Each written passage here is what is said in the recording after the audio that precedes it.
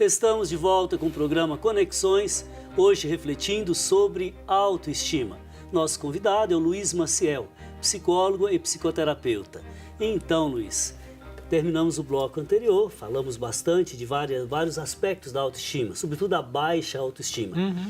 Agora, a autoestima, seja ela positiva, ou muito elevada, exagerada ou baixa, é um fenômeno que se constrói socialmente nas interações, né? Exatamente. Uma pessoa, por exemplo, que tem baixa autoestima, ela é capaz de promover a autoestima do outro?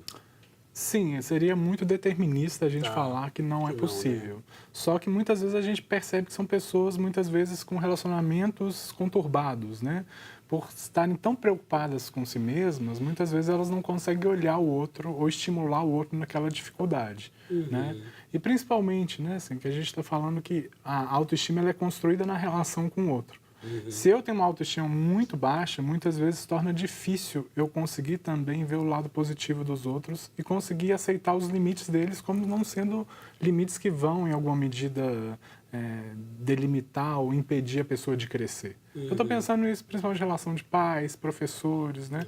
Agora, Então, a baixa autoestima, ela pode chegar a um grau tão elevado, exacerbado, que se eu reconheço, por exemplo, um valor da pessoa, ela se irrita. exatamente. Ela se irrita porque, inconscientemente, é como se passasse diante dela o seguinte cenário: eu não me aceito, eu não gosto de mim, eu não sou capaz, eu sou isso, eu sou aquilo. Não, você está me agredindo. Exatamente. É um fenômeno estranho, né? Mas é interessante a gente perceber que muitas vezes a pessoa tem tanta certeza da falta de valor dela que se torna difícil ela assimilar quando alguém traz um elogio. O que se torna o que a gente chama de uma profecia que se autorrealiza, né? A pessoa muitas vezes ela tem certas qualidades, tem um certo valor, né? Principalmente nas relações, mas aí quando ela é elogiada, muitas vezes ela não aceita, porque ela se irrita, porque ela não acredita naquilo, ela vai tentar entender que o outro está tentando manipular. Entendeu? Né? Eu fazendo um elogio em público, a pessoa ela ficou transtornada. Exatamente. É como se eu estivesse debochando dela. Não, Exatamente. eu estava elogiando a pessoa. Né? Então, agora isso também me faz pensar que o elogio tem que ser verdadeiro, tem que ser autêntico. Exatamente. Né? Porque se a pessoa já tem uma predisposição para ler muitas vezes o elogio como uma manipulação, por exemplo, se a gente faz um elogio que não é verdadeiro, a pessoa aí sim que ela vai ter uma confirmação de que realmente ela não tem valor, que o outro só está elogiando para conseguir algum bem. Né? Isso é muito interessante também nas empresas, por exemplo. Às vezes a pessoa tem uma capacidade, né, tão grande quanto o colega, mas por não acreditar na própria capacidade, ela se priva de falar da própria opinião, ela se priva muitas vezes de concorrer a um cargo superior, né? E muitas vezes, de novo, né, aquela profecia que se autorrealiza, né? A pessoa, por se privar dessas experiências, ela não vai conseguir esse cargo e vai ter a confirmação. Tá vendo? Era aquilo que eu imaginava mesmo. Então, agora, isso na empresa. E na família, como que se dão essas tramas na construção da autoestima? Sim. Inicialmente, mais complicado. Sim, inicialmente.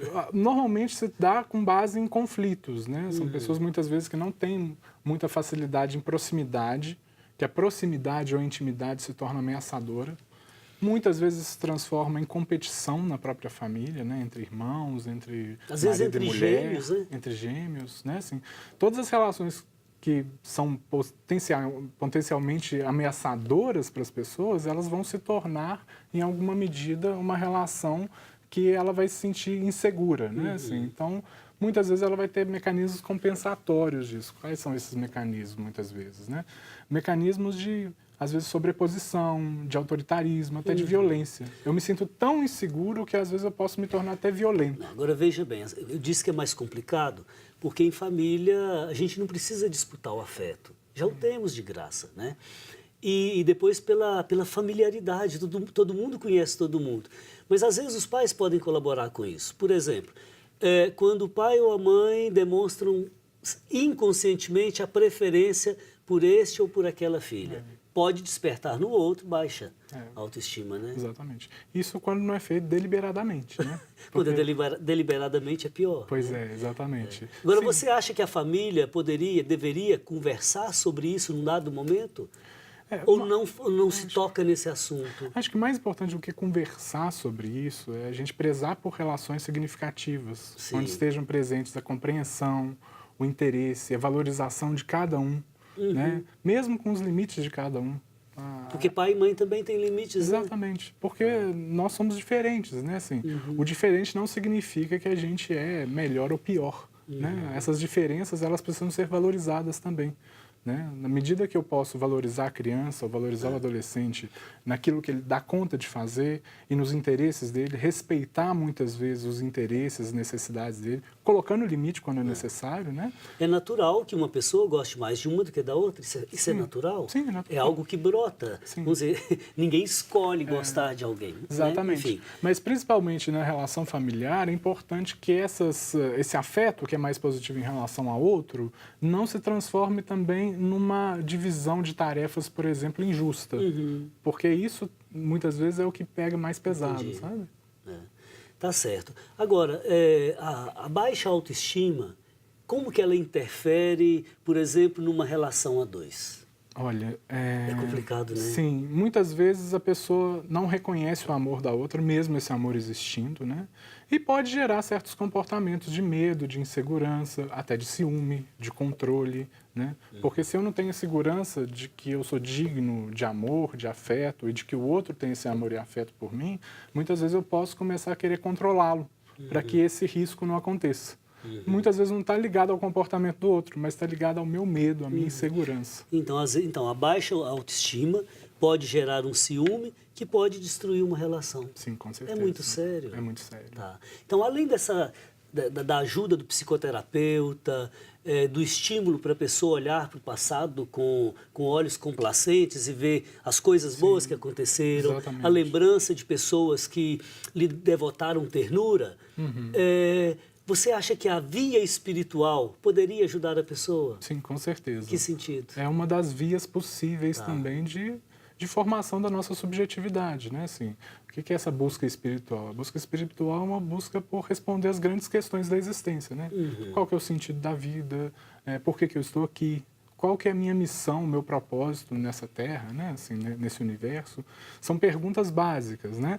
Quando a pessoa pode levar a sério isso e viver isso de uma maneira autêntica e positiva, ela pode, em alguma medida, ressignificar o papel dela na realidade, o papel dela com o outro, o papel dela com o transcendente, que a gente pode chamar de Deus, né? Mas que é esse transcendente, né? E isso pode modificar a forma que ela se enxerga. Ela pode se ver de uma forma mais positiva, ela pode se sentir mais valorizada, até mais amada. Então, nesse sentido, a via espiritual pode ser um caminho também para a elevação da autoestima. Às vezes eu penso assim, Luiz, a via espiritual nos faz colher o sentido da vida. Sim. Por exemplo, eu diria para uma pessoa cuja autoestima é muito baixa, só olha, a vida está passando, mude esses óculos, mude essas lentes, vamos fazer uma outra busca. E quando nós falamos em via espiritual, eu diria, é algo completamente encarnado no mundo. Não é uma visão pentecostal, não é uma teoria, não é um conceito e nem uma prática religiosa específica. Sim, exatamente. É aquela busca profunda do ser humano que me faz encontrar a transcendência, que me faz sair de mim mesmo, que me faz encontrar o outro como ele é, diferente de mim, e que me faz experimentar o grande outro, que para mim é Deus, pessoa, que me ama. Sim. Né?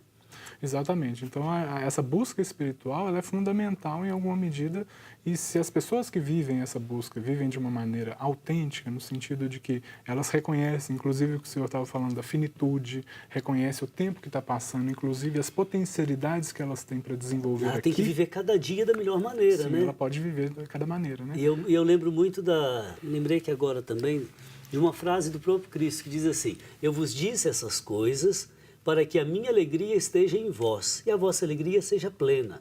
Então, a via espiritual, ela me faz experimentar, apesar dos pesares, muitas alegrias nessa vida. Agora, uma outra relação que eu queria que você falasse rapidamente é sobre as redes sociais e o narcisismo, né? Sim. Porque tem que ser rápido mesmo, tá? Porque muitas vezes as redes sociais representam a expressão de um individualismo exagerado. Exatamente. Porque é importante a gente diferenciar narcisismo e autoestima. Narcisismo, muitas vezes, é uma visão exacerbada das nossas qualidades que exclui qualquer possibilidade de reconhecer nossos limites, né? No fenômeno das redes sociais, o que se vê muitas vezes as pessoas mostrando facetas muito limitadas de quem são. Normalmente facetas positivas. O que gera uma comparação e muitas vezes uma tristeza em quem está acessando essas redes. A gente não pode reduzir as redes sociais só a isso. Elas podem ser ferramentas de conexão entre as pessoas. Com certeza. Né? Podem, mas eu acho que na maioria das vezes fica ali na superfície. Pode ficar muito raso. Aqui né? Nosso tempo está indo. Vamos ao ping-pong. Vamos sim. Autoconhecimento.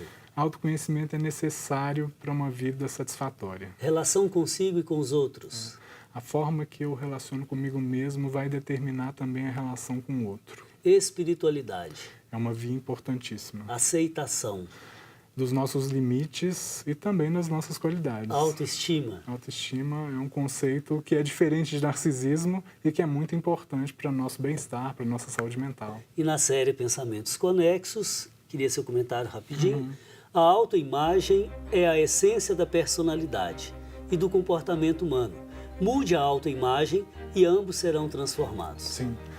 A forma que a gente se vê é importantíssima para o nosso bem-estar e para a relação com os outros. Ok, Luiz, muitíssimo obrigado. Espero tê-lo aqui novamente. Obrigado a você para uma pelo conversa convite. Tão agradável quanto essa. Muito obrigado. Grande abraço, meu irmão. Para você também. Autoestima é prática diária.